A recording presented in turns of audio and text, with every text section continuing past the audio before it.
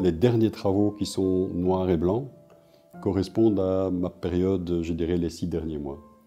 Et ces 6 derniers mois, il y a eu un événement particulier parce que j'ai perdu mon papa. Et c'est vrai que cette peinture, pour la première fois, je pense qu'il y a eu l'idée que la peinture peut m'apporter quelque chose. Une recherche de communication, puisque toute la partie du travail que j'ai fait précédemment, la découverte se faisait après. Je pouvais avoir des moments, je ne vais pas dire de lucidité, mais de compréhension, de me dire, tiens, j'ai vécu quelque chose, je l'ai exprimé à ce moment-là, et ma peinture était le moyen de le visualiser, de le voir. Ici, c'était à moitié conscient et à moitié inconscient. On m'a toujours dit, quand une personne décède, elle reste présente encore 40 jours, et le 40e jour, elle part.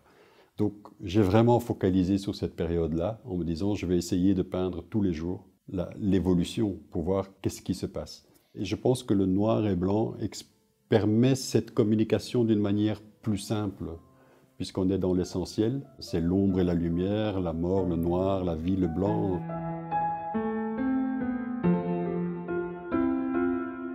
Je n'ai pas envie de dire que c'est une communication avec mon père, je dis simplement que c'est un sujet qui a été moteur de la création et qui m'a fait entreprendre des travaux en noir et blanc.